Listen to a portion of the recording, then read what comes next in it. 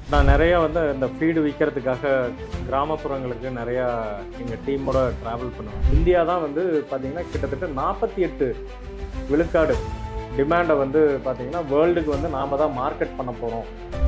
இன்னொன்று நாங்கள் 46 வருஷம் கம்பெனின்ட்டு சொன்னீங்க. ஆனால் இங்கேயும் பார்த்திங்கன்னா ஒரு பக்கம் எங்களுக்கு சேலஞ்சஸ் என்னென்னா ட்ரெடிஷனையும் நாங்கள் மெயின்டைன் பண்ணோம், இன்னொரு பக்கம் இனோவேஷனையும் நம்ம கொண்டு வரணும். இந்த ரெண்டையும் சரிசமமாக பேலன்ஸ் பண்ணணும். இன்னும் எல்லாருமே பார்த்திங்கன்னா ஒரு போதுமான அவேர்னஸ் எடுத்துக்கிட்டு இந்த டைரி ஃபார்மிங்கை பார்த்திங்கன்னா ஒரு பிஸ்னஸாக அவங்க பண்ணாங்கன்னா நிச்சயமாக இதில் மிகப்பெரிய லாபங்கள் அவங்களுக்கு கிடைக்கும். எல்லாருக்கும் வணக்கம். Welcome to agri business talks. இந்த எபிசோடில் நம்ம கூட ராமமூர்த்தி சார் ஜாயின் பண்ணியிருக்காங்க. Welcome you sir. Thank you.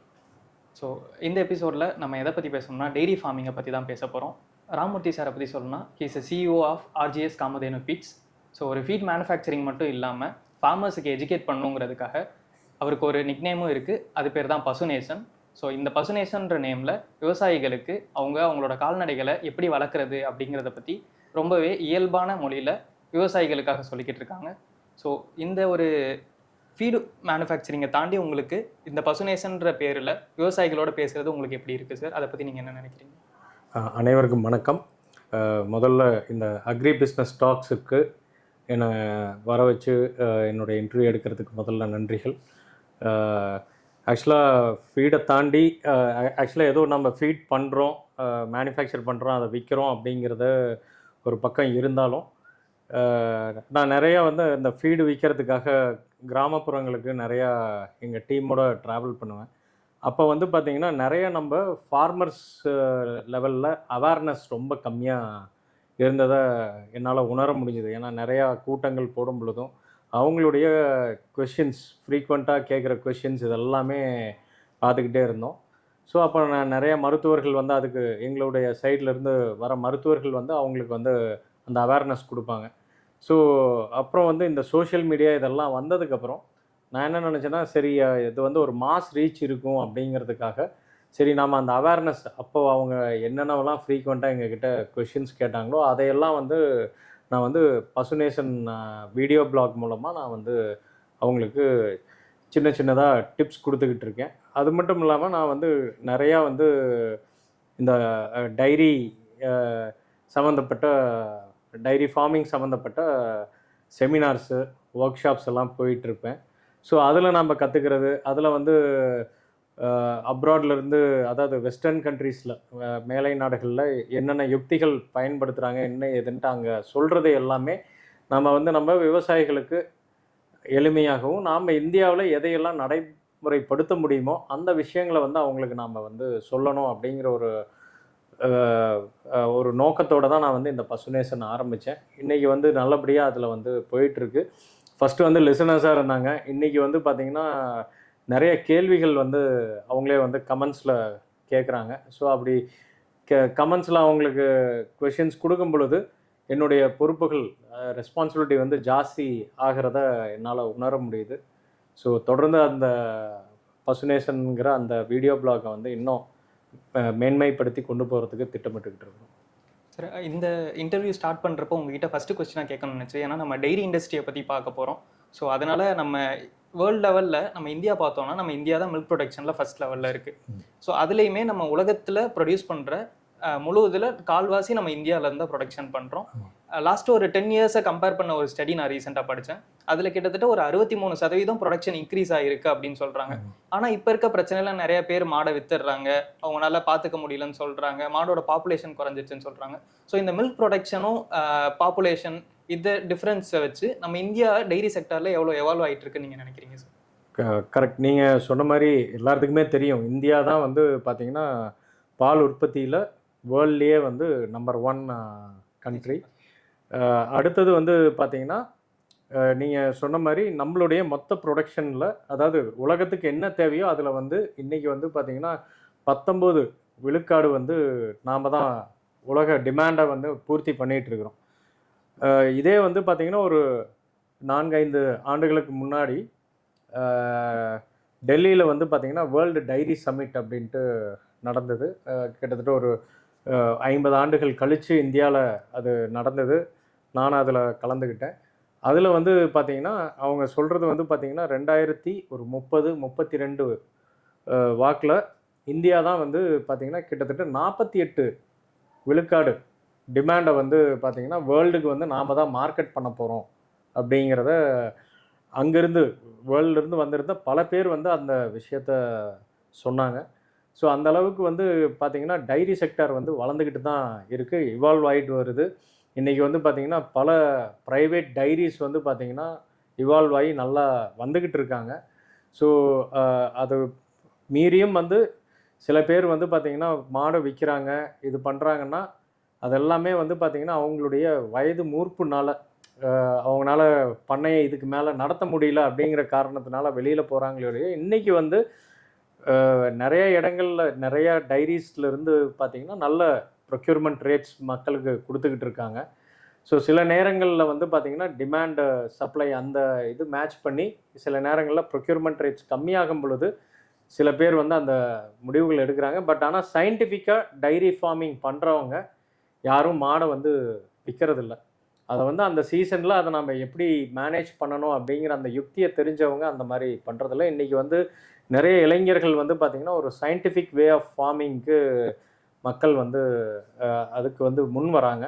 So அதனால் இந்த சேஞ்சஸ் வந்து கூடிய சீக்கிரம் நம்ம பார்க்கலாம். இன்னும் 2 வருஷத்தில் வந்து பார்த்திங்கன்னா இந்த மாதிரியான விஷயங்கள் வராது. சில நேரங்களில் இந்த கிளைமேட் சேஞ்சஸ் சீதோஷ்ண நிலை காரணமாக சில நேரங்களில் அந்த முடிவுகள் எடுக்கிறாங்க. சில நேரங்களில் வந்து இந்த இந்த காற்றின் மூலமாக பரவக்கூடிய இந்த நோய் பரவிக்கிட்டு இருக்கும் பொழுது அந்த பர்டிகுலர் ரீஜனில் இருக்கிறவங்க விற்கிறாங்களே ஒழிய நாட் ஆஸ் அ மாஸ். ஒரு 10 வருஷத்துக்கு முன்னாடி அந்த மாதிரி இருந்தது. இப்போ வந்து அது படிப்படியாக குறைஞ்சிக்கிட்டு வருது. அதாவது மாடை பொறுத்த வரைக்கும் ஒரு நிலையான வருமானம் இனி வருங்காலங்களில் நிச்சயமாக கிடைக்கும். ஏன்னா இன்றைக்கி வந்து நிறையா பேர் வந்து நான்வெஜ்லேருந்து வெஜ்ஜுக்கு மாறுறாங்க.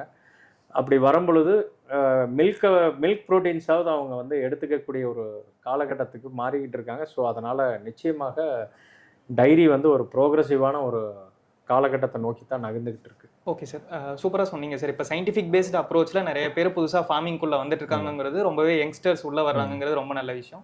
ஸோ அதே மாதிரி இப்போ நம்ம வேர்ல்டு லெவலில் பார்த்தோம், இந்தியா லெவலில் பார்க்குறப்ப உத்தரப்பிரதேஷ் தான் நம்பர் 1 மில்க் ப்ரொடக்ஷனில் இருக்குங்க சார். அதுக்கப்புறம் பார்த்தாலும் ராஜஸ்தான், மத்திய பிரதேஷ், குஜராத் இது மாதிரி நார்த்தன் ஸ்டேட்ஸ் தான் அதிகமாக இருக்காங்க.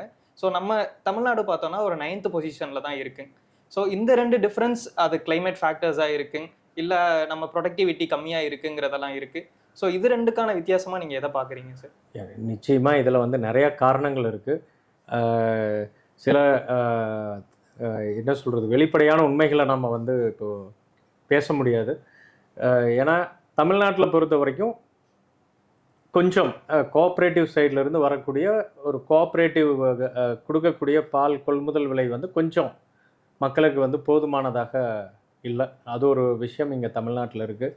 ஸோ அது ஒரு விஷயம் இங்கே வந்து தமிழ்நாட்டில் என்னை பொறுத்த வரைக்கும் அது கொஞ்சம் மாறணும்.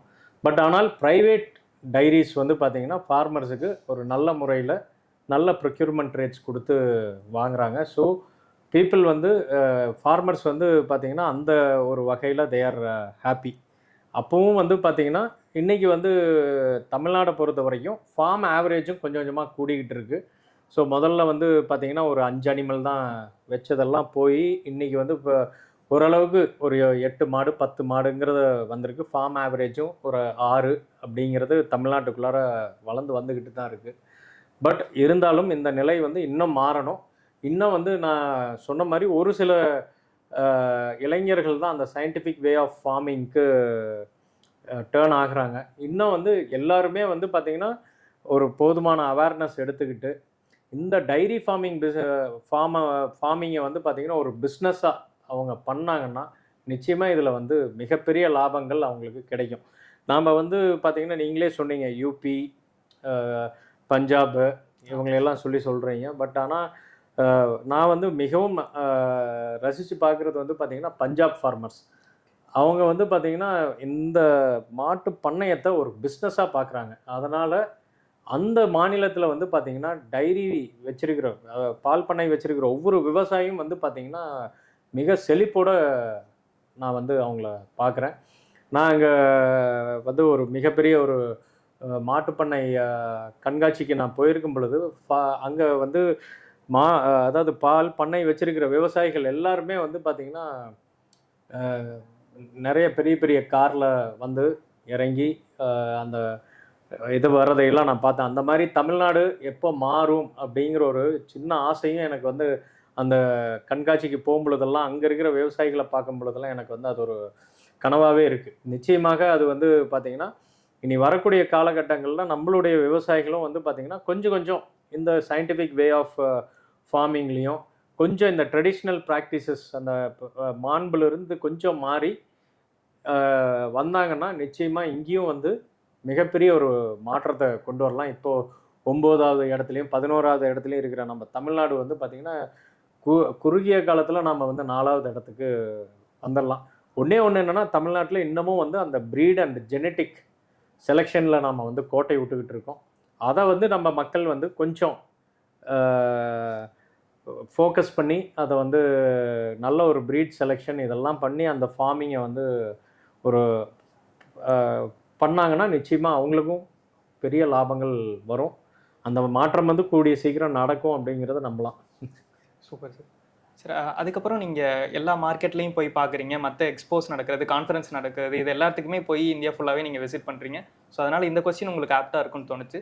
ஸோ இப்போ கரண்ட்டாக டெய்ரி ஃபார்மர்ஸ் ஃபேஸ் பண்ணிகிட்டு இருக்க ஒரு முக்கியமான ரீசன் இல்லை ஒரு ப்ராப்ளம் இருக்குது அப்படின்னா எது சார் சொல்லுங்கள்? மெயின் வந்து பார்த்திங்கன்னா ஒரு விவசாயிக்கு மெயின் பிரச்சனையாக வந்து 40லேருந்து 60 விழுக்காடு அவங்களுடைய எக்ஸ்பென்சஸ் வந்து பார்த்திங்கன்னா தீவனத்தை சார்ந்து தான் இருக்குது. மெயின்லி வந்து இன்றைக்கி வந்து பார்த்திங்கன்னா பசும்புல் தட்டுப்பாடு அப்பப்போ நம்ம தமிழ்நாட்டில் வருது.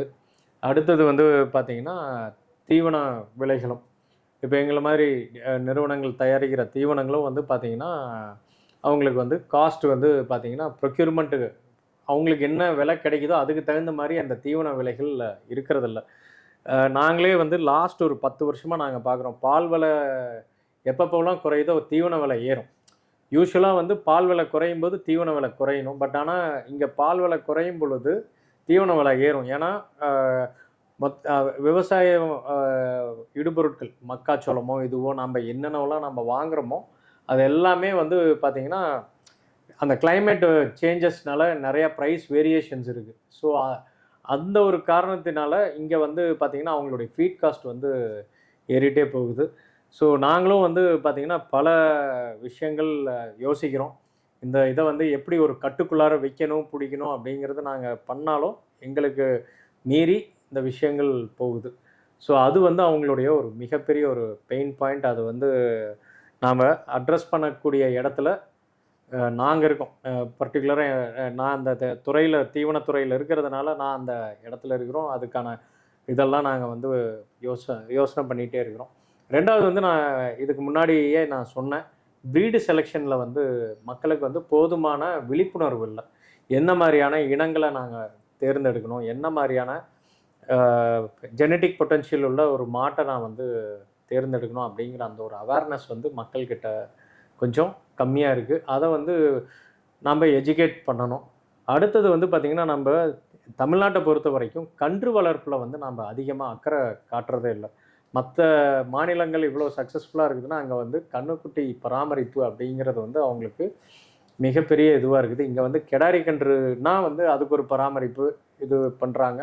ஸோ இங்கே வந்து இன்னும் கொஞ்சம் நம்ம வந்து அந்த கன்று வளர்ப்பில் நம்ம கவனங்கள் செலுத்தணும். அதே போல் இந்த தீவன பசும்புல் தட்டுப்பாடை அவங்க சரி செய்கிறதுக்கு ஒவ்வொருத்தரும் வந்து அவங்க அதாவது பஞ்சாப்லாம் வந்து பார்த்திங்கன்னா ஒரு 20 மாடு 30 மாடு வச்சுருக்கிறவங்களே வந்து சைலேஜ் வந்து அங்கேயே வந்து உற்பத்தி பண்ணுறாங்க. அந்த மாதிரி வந்து விவசாயிகள் வந்து சைலேஜ் மேக்கிங்கை வந்து பார்த்திங்கன்னா இன்றைக்கி வந்து நம்மளுடைய கால்நடை மருத்துவக் கல்லூரி ஆராய்ச்சி நிலையங்களில் வந்து சைலேஜ் மேக்கிங்க்கு வந்து கோர்ஸஸ் நடத்துகிறாங்க. அந்த கோர்ஸுகளை வந்து அவங்க படிச்சுக்கிட்டு அதை வந்து பசும்புல் எப்போ ஜாஸ்தி இருக்குதோ அப்போ நம்ம வந்து நம்ம மாங்காய் சீசனில் ஊறுகாய் போடுற மாதிரி பசும்புல்லை வந்து நம்ம ஊறுகாய் புல் போட்டு வச்சோம்னா நிச்சயமாக அவங்களுக்கு இதெல்லாம் வந்து இந்த விழிப்புணர்வுகள் இல்லாததுனால தான் அவங்க வந்து ஜஸ்ட்டு இன்னமும் வந்து ஒரு ஆசிலேஷன்லேயே இருக்கிறாங்க. பட் இதெல்லாம் தெரிஞ்சுக்கிட்டாங்கன்னா நாம் நினைக்கிற நான் முன்னாடியே சொன்ன மாதிரி தமிழ்நாடு வந்து பார்த்திங்கன்னா டாப் 5 பொசிஷனுக்கு நிச்சயமாக முன்னேறி வரதுக்கான நிறைய வாய்ப்புகள் இருக்குது. இந்த பெயின் பாயிண்ட்ஸை அட்ரஸ் பண்ணணும் நம்ம. கண்டிப்பாக சார். சார் இப்போ சொல்லிட்டு வந்ததுலேயுமே நீங்கள் ஜெனட்டிக் செலெக்ஷன் இந்த ப்ரீடிங் இதில் நம்ம கொஞ்சம் அவேர்னஸ் கம்மியாக இருக்குன்னு சொன்னீங்க. ஸோ அதே மாதிரியே நிறையா ஃபார்மர்ஸ் வந்து அவங்களோட மாட்டுக்கு தர்ற ஃபீடை வந்து ஒரு காஸ்ட் இன்கர் பண்ணுற ஒரு விஷயம், அதை எப்படி கம்மி பண்ண முடியுன்ற ஆஸ்பெக்டில் தான் பார்க்குறாங்க. அது கொடுக்கறதுனால அதோட ஹெல்த் நல்லா இருக்கும், அதோட ப்ரொடக்ஷன் குவாலிட்டி இன்க்ரீஸ் ஆகும் அப்படிங்கிறத பற்றி அவங்க யோசிக்க மாட்டேங்கிறாங்க. ஸோ இந்த வந்து ஒரு காஸ்ட் கட்டிங் ஃபேக்டராக அதை எவ்வளோ கம்மி பண்ண முடியும்னு தான் பார்க்குறாங்களே, அந்த மனநிலையை நம்ம எப்படி மாற்றலாம் சார்? இல்லை நிச்சயமாக ஆக்சுவலாக அந்த மனநிலை வந்து பார்த்திங்கன்னா தொன்று தொட்டு இருந்துக்கிட்டே இருக்குது. நான் இந்த வியாபாரத்துக்கு வந்து 18 வருஷம் ஆச்சு. 18 வருஷமாக அவங்களுக்கு வந்து அந்த மைண்ட் செட் இருக்குது. அது வந்து ஓவர் நைட்டில் அவங்க வந்து அதிலிருந்து வெளியில் வர்றதுக்கு ரொம்ப கஷ்டம்தான். பட் என்னென்னா நிச்சயமாக நான் தான் சொன்ன மாதிரி அந்த சயின்டிஃபிக் வேல நான் மாட்டுக்கு இப்படி நான் தீவனம் கொடுத்தேன்னா நான் இவ்வளோ பால் எடுப்பேன், இவ்வளோ பால் கிடச்சிதுன்னா எனக்கு இவ்வளோ லாபம் நிற்கும் அப்படிங்கிற அந்த அடிப்படை கணக்கு நாம் எப்போ உட்காந்து அவங்க பிளான் பண்ணுறாங்களோ அப்போ வந்து அந்த மனநிலை மாறும். அதைத்தான் நாங்கள் வந்து பல மெத்தடில் அவங்களுக்கு நாங்கள் வந்து சொல்லிகிட்டு இருக்கிறோம். பட் இப்போது கொஞ்சம் இப்போ இந்த சோஷியல் மீடியா இதெல்லாம் வந்ததுனால கொஞ்சம் அவங்களுடைய இதில் வந்து மாற்றங்கள் தெரியுது. முதல்லலாம் வந்து பார்த்திங்கன்னா விலை கம்மியான தீவனத்தை வாங்கி கொடுப்பாங்க. இன்றைக்கி வந்து பார்த்திங்கன்னா என் ஃபீல்டில் எத்தனை ப்ரோட்டீன் இருக்குது, எவ்வளோ எனர்ஜி இருக்குது அப்படிங்கிற விஷயங்களை வந்து கேட்டு வாங்குகிற அளவுக்கு கொஞ்சம் அங்கங்கே அந்த விழிப்புணர்வு வந்துக்கிட்டு இருக்குது. இந்த விழிப்புணர்வு வந்து இன்னும் ஜாஸ்தி அடையும் பொழுது நிச்சயமாக இதில் வந்து மிகப்பெரிய ஒரு மாற்றம் வந்து நம்ம மாட்டுப்பண்ணை பிஸ்னஸில் வரும். சார் நிறையா ஃபீட் கம்பெனிஸ் ட்ரெடிஷ்னலாக ஆரம்பித்தது, இப்போ நம்ம கம்பெனி ஆரம்பித்து ஒரு 46 வருஷம் ஆகுது. நீங்களே ஒரு 18 வருஷம் பிஸ்னஸில் இருக்கேன்னு சொல்கிறீங்க. ஸோ அப்படி இருக்கிறப்ப நிறையா மேனுஃபேக்சரர்ஸ் வந்து ட்ரெடிஷ்னல் ஃபீடு தான் இன்னும் மேனுஃபேக்சர் பண்ணிருக்காங்க. ஆனால் நம்மளோட கம்பெனியில் புது இனோவேஷனை இன்கார்பரேட் பண்ணுறது மூலமாக நீங்கள் கோஸ்வஸ்தி, ப்ரெக்னன்சி கிட்ஸ், ஸோ ஃபீடி டேப் இந்த மாதிரி நிறையா இனோவேஷன்ஸ் உள்ளே கொண்டு வந்திருக்கீங்க. ஸோ இதுக்கான மார்க்கெட் கேப்ஸ் எல்லாம் நீங்கள் எங்கே கண்டுபிடிக்கிறீங்க? ஸோ அது ஃபார்மர் சைடில் எந்த மாதிரி வரவேற்பு இருக்குது, அவங்க ரெஸ்பான்ஸ் என்னவாக இருக்குது சார்?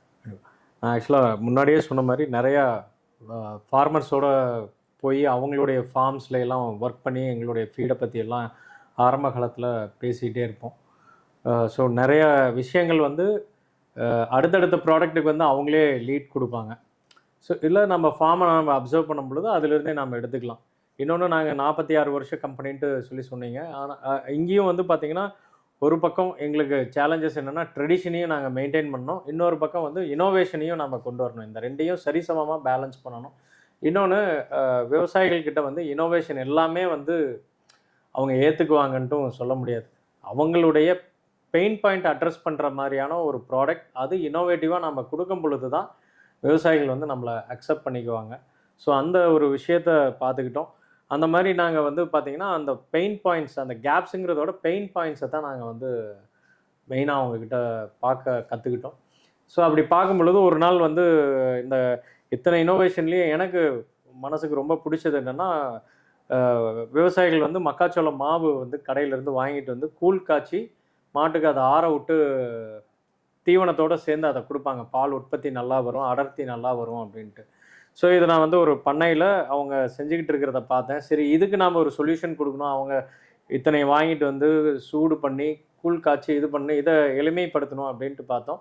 அப்புறம் நம்மளுடைய தீவன ஆலையிலேயே நம்ம ஸ்டீம் எல்லாம் கொடுக்குறோமே, ஸ்டீமில் மக்காச்சோளத்தை வேக வச்சு பியூர் மக்காச்சோளத்தை பெல்லட் வடிவத்தில் கொடுத்தா எப்படி இருக்கும், அவங்க வந்து தண்ணியில் கரைச்சி கொடுத்துடலாமே அப்படிங்கிற ஒரு தாட் வந்தது. அதை செஞ்சோம். அது வந்து மக்கள் மத்தியில் நல்லா வரவேற்பு கிடைச்சிது. அது ஒன்று வந்து எங்களுக்கு வந்து ஒரு நல்ல பேரை வாங்கி கொடுத்தது. அடுத்தது வந்து பார்த்திங்கன்னா, நாங்கள் தீபாவளிக்கு வந்து எங்களுடைய கஸ்டமர்ஸுக்கெல்லாம் ஸ்வீட்ஸோ கிஃப்ட்ஸோ கொடுத்துக்கிட்டு இருப்போம். ஸோ அப்படி கொடுத்துக்கிட்டு இருக்கும் பொழுது நாம் கஸ்டமர்ஸுக்கு இவங்களுக்கெல்லாம் கொடுக்குறோமே, நம்மளுடைய எண்ட் யூசர் வந்து மாடு தானே, மாட்டுக்கு வந்து தீபாவளிக்கு நம்ம அதை கண்டுக்க மாட்டேங்கிறோமே அப்படின்ட்டு ஒரு சின்ன தாட் ப்ராசஸ் வந்தது. அதில் எங்களுக்கு வந்தது தான் வந்து பார்த்திங்கன்னா, தீபாவளிக்கு லட்டு, மாட்டுக்கு ஏன் லட்டு பண்ணக்கூடாதுன்ட்டு வந்து நாங்கள் வந்து லட்டு ப்ரிப்பேர் பண்ணோம். இந்தியாவிலேயே நாங்கள் தான் முதல்ல மாட்டுக்கு லட்டு பண்ணோம். தவிடு, தேங்காய் புண்ணாக்கு இதெல்லாம் வச்சு அதுக்கு பிடித்த மாதிரியான அந்த ஜாக் ஃப்ரூட், பலாப்பழ பல்பெல்லாம் போட்டு லட்டு பண்ணி கொடுத்தோம். ஸோ 3 வருஷத்துக்கு முன்னாடி இதை ஸ்டார்ட் பண்ணோம். மிகக்குரிய வரவேற்பு அந்த தீபாவளி சமயத்தில் மட்டும் விட்டோம். அப்புறம் போன வருஷம் விட்டோம் ஒரு 300 பாக்ஸ் போச்சு. இந்த வருஷம் வந்து ஒரு 1000 பாக்ஸ் விற்றுருக்குறோம் தீபாவளியில். ஸோ இப்போ இது பார்த்தீங்கன்னா ஸ்லோவாக தான் அந்த இனோவேஷனை வந்து நம்ம விவசாயிகள் வந்து வரவேற்பாங்க. பட் வரவேற்றுட்டாங்கன்னா அதுக்கு வந்து நல்ல ஒரு இது கிடைக்குங்கிறது இது ஒரு இது. ஸோ இந்த மாதிரி அவங்க எங்களுக்கு கொடுக்குற ஊக்கத்தில் தான் வந்து அடுத்தடுத்தது ஃபீடு டேப்போ ஆகட்டும், கோஸ்வஸ்திங்கிறது வந்து பார்த்திங்கன்னா கோசாலையில் இருக்கிற மாடுகளுக்கான தீவனத்தை நாம் தயார் பண்ணி கொடுக்கலாம். சும்மா கீரைக்கட்டை கொண்டு போய் கொடுக்குறாங்க. அதை 2 கிலோவில் தீவனமாக போட்டு அதுலேயே நாங்கள் வந்து அகத்திக்கீரை பவுட்ரு, ஹெர்பல்ஸ் எல்லாமே பிளெண்ட் பண்ணி கொடுத்தோம். அதுவும் இன்றைக்கி நல்ல முறையில் போய்கிட்டு இருக்கு. ஸோ ஸ்டில் இனோவேஷன் வந்து இன்னும் கண்டினியூ ஆகிட்டு இருக்கு. இன்னும் புதுசாக விவசாயிகளுக்கு என்ன மாதிரியான விஷயங்களை கொண்டு போய் சேர்க்கலாம், அதன் மூலமாக அந்த மாட்டுக்கும் ஒரு தெம்பு ப்ளஸ் அதுக்கான உடல் ஆரோக்கியத்தை கொடுக்க முடியும் அப்படிங்கிறத தான் நாங்கள் வந்து மெயினாக பார்க்குறோம் இந்த விஷயம். Super sir. புது இனோவேஷன் எந்த அளவுக்கு கம்பெனியில் இருக்குங்கிறத சொன்னீங்க. அதே மாதிரி இன்னொரு சைடு டெக்னாலஜியும் ஈக்குவலாக வளர்ந்துக்கிட்டே போகுது. ஸோ டெக்னாலஜி ஒரு சைடு, இனோவேஷன் ஒரு சைடு, இது ரெண்டையும் நம்ம பேலன்ஸ் பண்ணி ஃபார்மருக்கான எஜுகேஷன் தரதுங்கிறது இதை விட சேலஞ்சிங்கான விஷயம்.